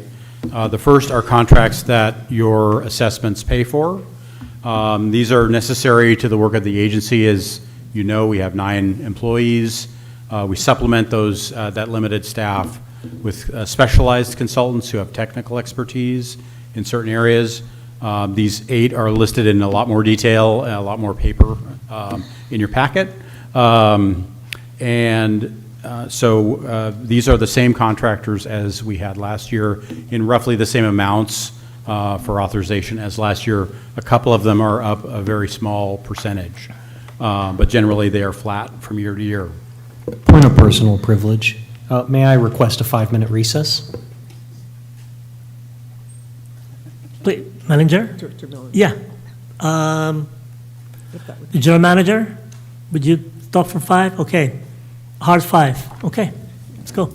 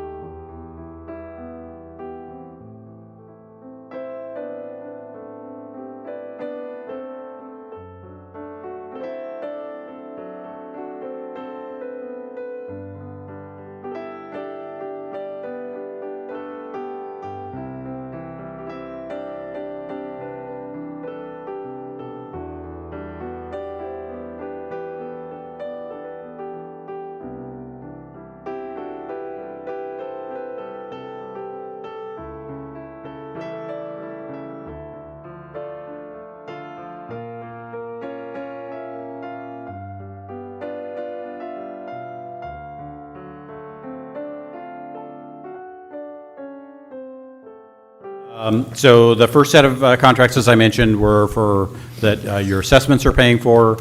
The second set of contracts are for the subscription conservation programs. So these are paid for by the subscribing agencies if they subscribe to this particular program. And again, these firms are the same firms as last year in the same amounts, generally the same with possible inflation adjustments. The board this is our recommendation that the board approve the 14 contracts, subject to legal counsel review for legal engineering, financial, and water conservation services necessary to be in place by July 1st of 2026. All right. Any questions? Director Broll? Thanks, Chair. I'll move approval of items B1 through B14 pursuant to staff's recommendation. All right. We do have a second, okay, but we do have questions. Please.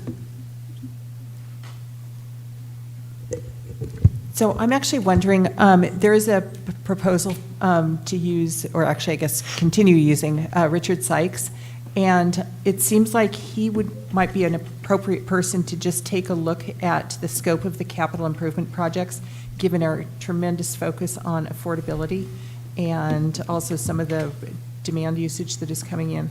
Is it possible to include that as part of his scope of work? That is entirely what he does. That is his scope of work, yes. He works very closely with Tom Francis and his team on the CIP, on the WISIP, on HECI and Water Enterprise CIP. And looks at it from the BAWSCA perspective and our agency's perspective? Absolutely. Wonderful, thank you. And he's not going to do it for more money. For what we promised only. Thank you. Okay, Director Schneider? Oddly, I'm asking on the same contract. I have no issues with all of them, but with Richard Sykes, in reading through the details, it says that most of his attention is going to be spent on the North San Mateo County Regional Groundwater Storage and Recovery Project and the Alameda County Recapture Project. But he's looking at the 10-year CIP, which one includes the 2-year budget and any subsequent budgets, and Millbrae is not mentioned on here. And again, speaking for Millbrae, it came as a surprise to have this project all fleshed out and approved by BAWSCA before it ever came back to us or before we even had a say in it. So I agree with Director Nash in diving into more details, but a great deal more transparency. And where is Millbrae going to fit? If Millbrae's coming back with whatever SFPUC thinks is their alternative plan in July, that's within this contract scope. Correct. Or term. Correct. But it's not listed in the document at all. It's part of the 10-year CIP. So we're not even a reference. It's just make sure, read it. Somebody else reading this would not know that a $500 million project is something he would be responsible looking at. Well, That concerns me. just in response to your question, it's the second largest project in the 10-year CIP, or maybe it's the third largest project in the 10-year CIP. So it's absolutely something that he will look at. It's something that he has looked at. In fact, when San Francisco invited us on a tour of the Millbrae Operations Center, he was with us for that. So he's fully engaged and aware in that project. It's disappointing to not see it in here. If it's a project that important, why is it not listed in a staff report? That's a transparency issue. Thank you. Thank you. Any more questions? Any questions from these guys? No? Any public comments? You have Director Showalter. Oh, Director Showalter, please. Yeah, I wanted to talk about the conservation programs, and my agency has had great experience with them. But when I looked over them, it seems like there is quite a focus on education of younger kids. You know, we have the conservation group, the school education program, and we have the Earthcapades, which is an assembly program. I understand that's, you know, really a lot of fun for kids. But I don't see anything for high schoolers, and I'm wondering about that because there is a sort of a spread of environmental AP classes throughout our high schools. And it seems like we should be connecting with them. So I just wanted to bring that up as something to kind of look into. It might just be to reach out to some schools and send speakers. But, high school kids are really capable of understanding a great deal of technical material. And also, we always need more workers in the water space. And it's a time to inspire kids to go to college to study the right stuff, right? So I just wanted to bring that up as a focus we might want to kind of add as as you're thinking about this. All right, thank you. Director Hardy. Yes. As a recently retired high school teacher, I will tell you that each high school is lucky to have one class of environmental. There is one class, it's an AP Environmental Science. There's usually maybe 20 kids if the school has it. All of them do not. And I will tell you there's a lot of different rules about outside agencies getting involved with the schools and trying to make any kind of a pitch or and you normally have to go through the teacher and make certain that things are cleared by the school board. So I will tell you, this is one reason I know with our police, we have gone through and worked with the fourth graders over our BRAVE program and behaving appropriately online, because that way we can it's worth it to go to all the fourth graders, and that way you can hit everyone in the school district in one way. It comes with one rule from the school board, and then you're not piecemealing situations. So I will just say, as a recently retired teacher, everybody wanted to be in the school district, but I was always, don't bother.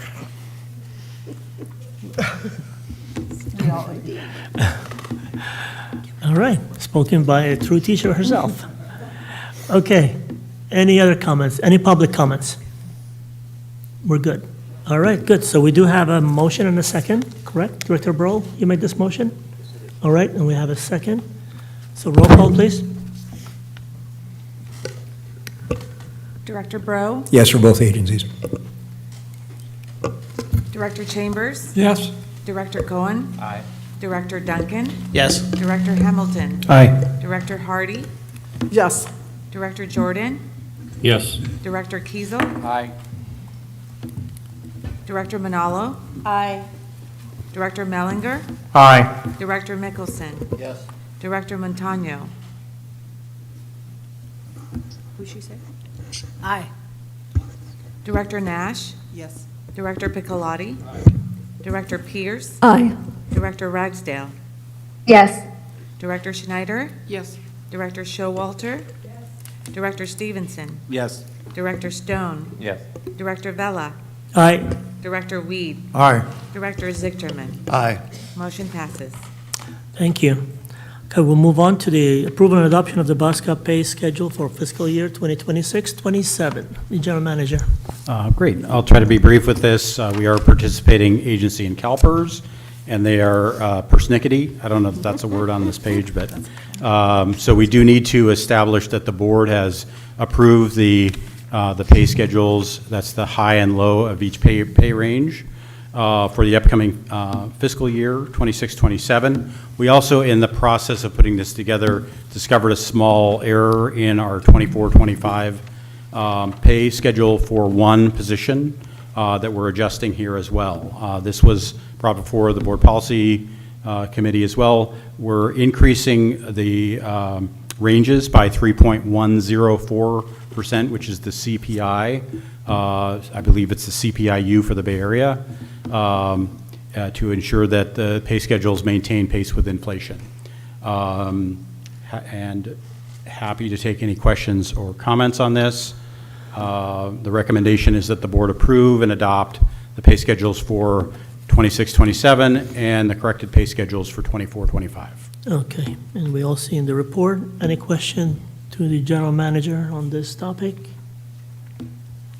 Seeing none, any public comments? Seeing none, okay. You have a motion? Please, I have a motion by Director Nash, second by Director Showalter. Thank you. Okay. Roll call. Director Bro? Yes for both. Director Chambers? Yes. Director Cohen? Aye. Director Duncan? Yes. Director Hamilton? Yes. Director Hardy? Yes. Director Jordan? Yes. Director Kiesel, Aye. Director Manalo? Aye. Director Mellinger? Aye. Director Mickelson? Yes. Director Montano? Yes. Director Nash? Yes. Director Piccolotti? Aye. Director Pierce? Yes. Director Ragsdale? Yes. Director Schneider? No. Director Showalter? Yes. Director Stevenson? Yes. Director Stone? Yes. Director Vella? Aye. Director Weed? Aye. Director Zichterman? Aye. The motion passes. Thank you. All right.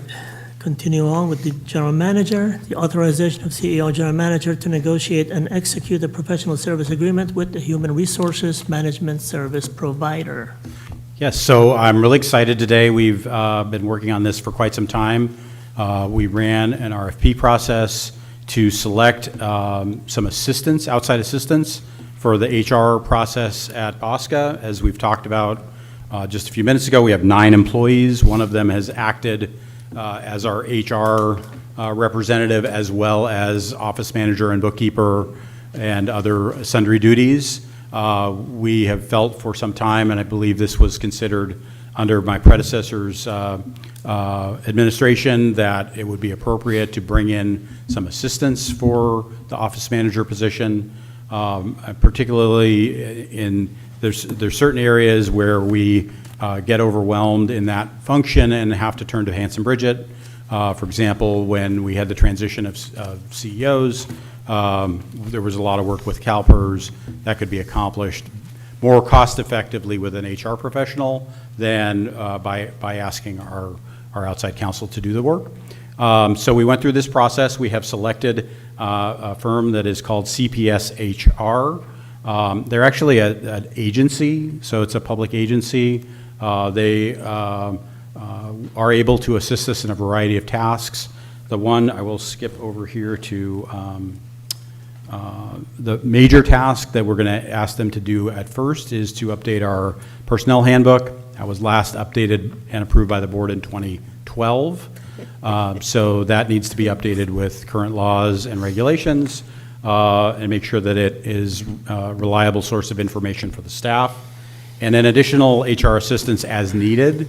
But certainly our hope is that we can focus on some of these areas where it's better to have someone off-site do the work rather than having it maybe one of the 9 of us. And I'll just highlight, for example, managing leave and accommodations, potential complaints against one or more of us, and goal setting and reviews. Those are better handled by someone that's outside of our office. It's a very small office with thin walls. And it's frankly difficult when, if somebody has a complaint about somebody in the next office, everybody's going to hear about it. So even if it's a minor complaint. So it's better to have that offsite and have a professional resource doing that. So we really look forward to having this resource. We've set the initial budget at $100,000. We don't anticipate necessarily spending that, but we want to give them an authorization amount that we will not exceed.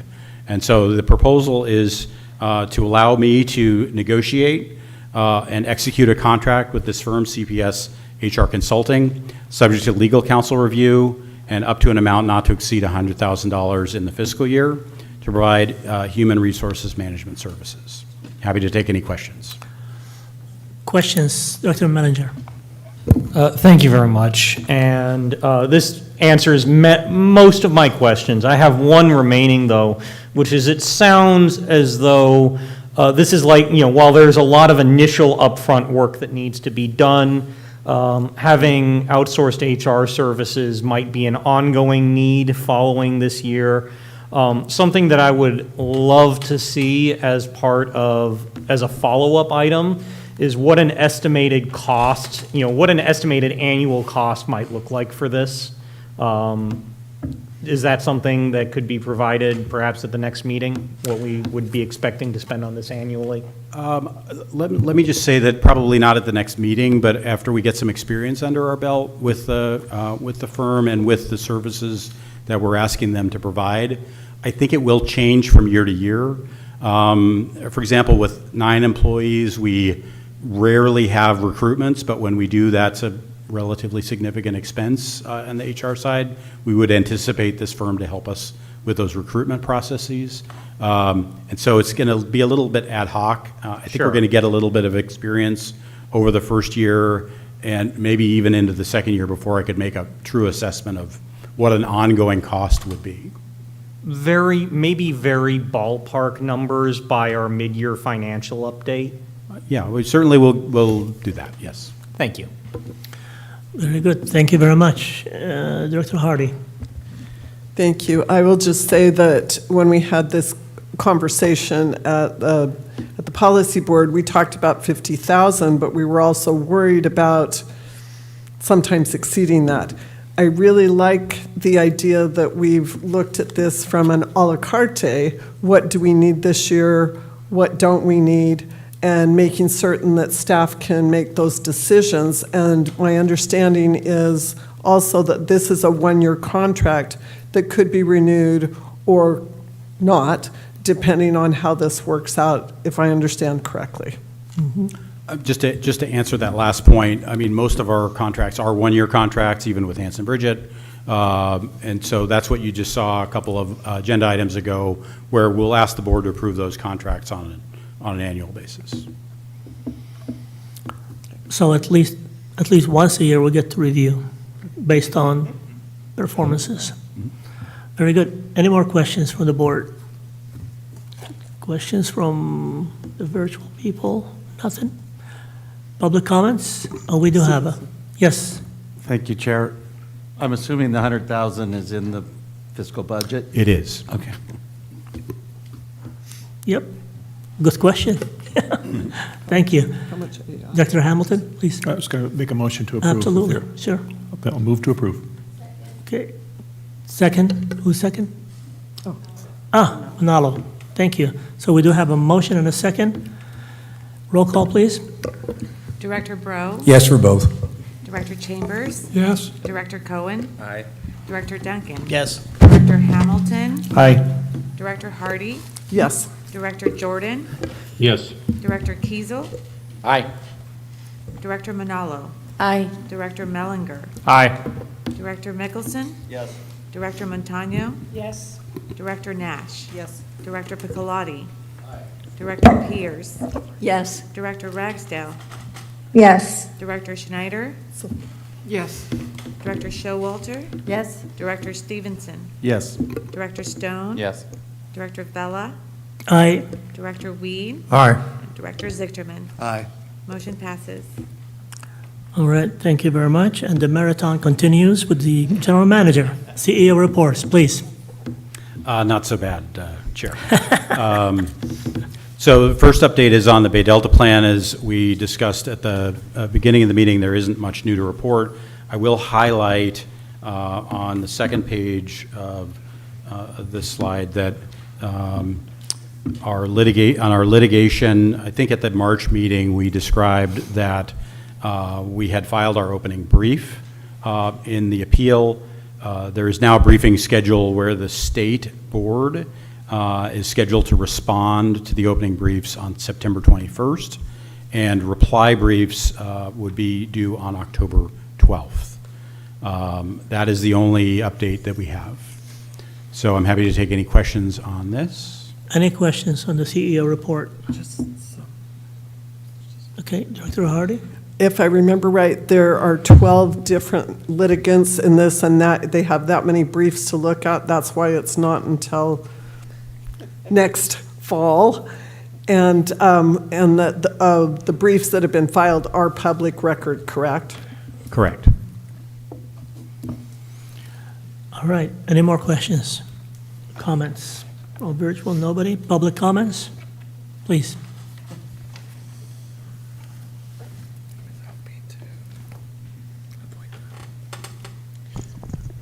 To date, BAWSCA has spent more than $3 million on anti-environmental legal cases.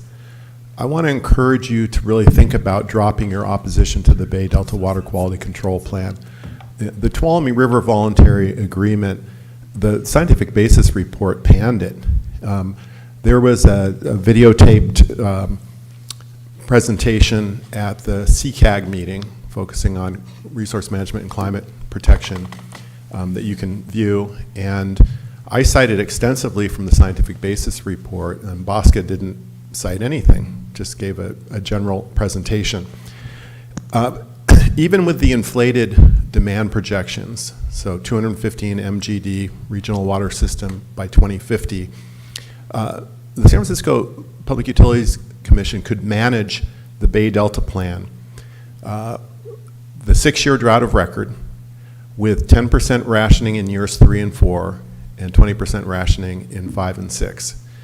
And it would make your constituents very pleased to support the environment so that we don't lose all of our salmon and the ecosystems they support.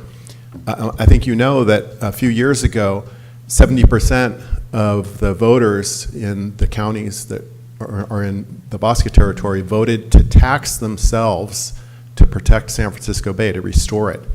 So if you were to do a survey, overwhelmingly your constituents would say, yeah, we really care about the environment. But you know, now there's an appeal. Does BAWSCA really have an impact? You know, it was mentioned there might be 12 appellants, irrigation districts, SFPUC. Why does BAWSCA feel the need to weigh in? This all gets passed on to ratepayers. So I would love to have you have a conversation, give us a chance to present on, is the Bay Delta Plan really a threat to water supply? And if not, why don't we support it? Thank you. Very good. Thank you very much. Any more comments? Okay, so that was the report. I have one more Please. just item. As was mentioned by Director Hardy earlier, we have two, or you mentioned the first one, so we have 2 tours that San Francisco is coordinating for us. The first is the Regional Water System Tour, including Hetch Hetchy. That's on June 16 and 17. We do have a handful of spaces available if any board member would like to go, or if you know any senior staff or other electeds in your jurisdiction who who you think might be candidates to go on the tour, please let me or Lourdes know, and we'll work on setting that up. But we do have a few spaces remaining for that. Then I'm excited, partly because I have not done this tour yet, and I'm looking forward to it. But on September 24th, which is a Thursday, there'll be an all-day tour of the local facilities put on by San Francisco, and that will start at the Millbury Operations Center.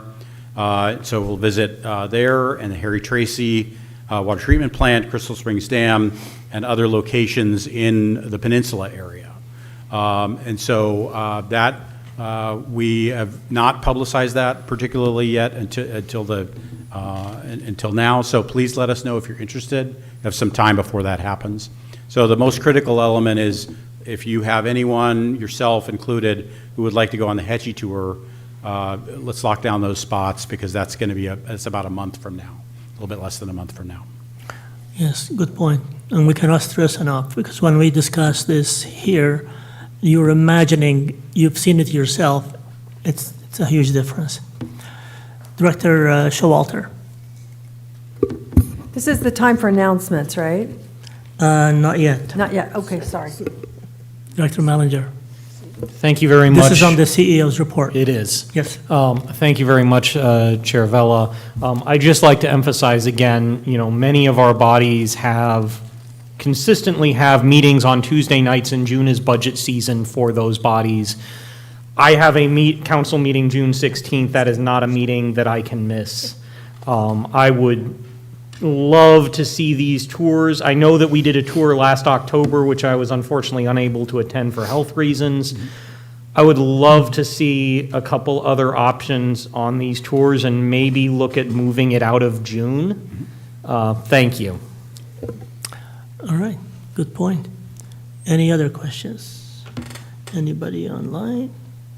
Okay, so we'll move on to number 11. So that means that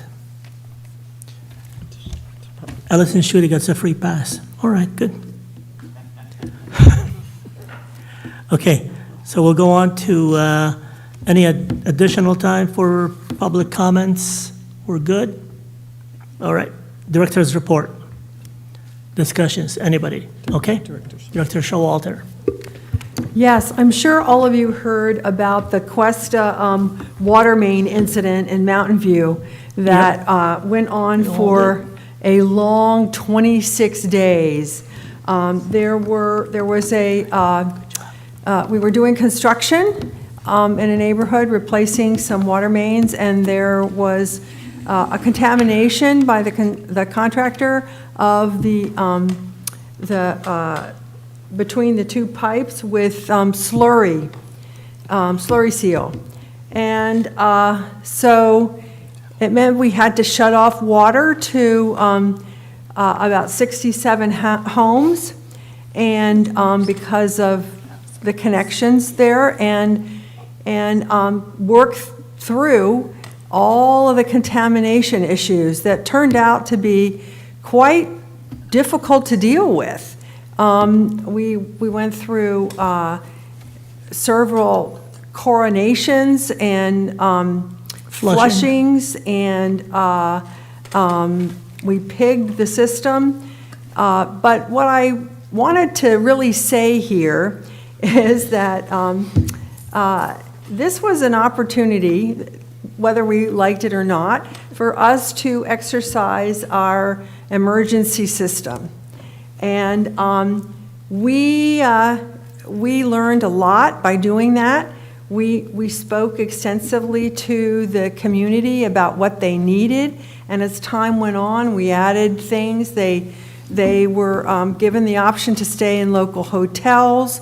They got a per diem for food. We delivered water to their homes. But I also wanted to just make sure to thank the many agencies in the area who came to our mutual aid. There were quite a few of them. We used Sunnyvale's lab. We used Valley Water's lab. We got help from Hillsborough, from some equipment. San Jose Water helped us. I mean, when I talked to the staff, it was just a laundry list of agencies that came to our aid with equipment that we needed. And so we're very grateful to that. And we also were appreciative of the help we got from the Division of Drinking Water. There was never E. coli that was found in the test, just coliform. And so there was some, really unknown about how, except for the initial contamination, how it got there and how it persisted. So getting rid of it was really an engineering challenge, but it's happened, and everybody is very grateful. But I just wanted to share that under these circumstances, the mutual aid system turned out to be really important. And so we never know what the next disaster is going to be, but this time it really helped, and it made a big difference. So thank you. And if anybody has any questions, I could give a try to answer them. Excellent. Yeah. Thank you for that, and I'm sure everybody read about it, and congratulations for making the best out of a very, very challenging situation. Yeah. Well done. Director Zichterman. Thank you, Director Showalter, for talking about that. We all were curious, and I would just suggest, if you can, if your folks are willing, to maybe do a debrief lessons learned to the water management representatives group. They would all appreciate learning what many of us go through in these situations, so thanks for sharing. Very good. Director Jordan, Steve Jordan, you're muted. Thank you. I would agree with Tom that we would love to hear a debrief because we all have issues where we get, have some accident during construction, and this would be good to learn.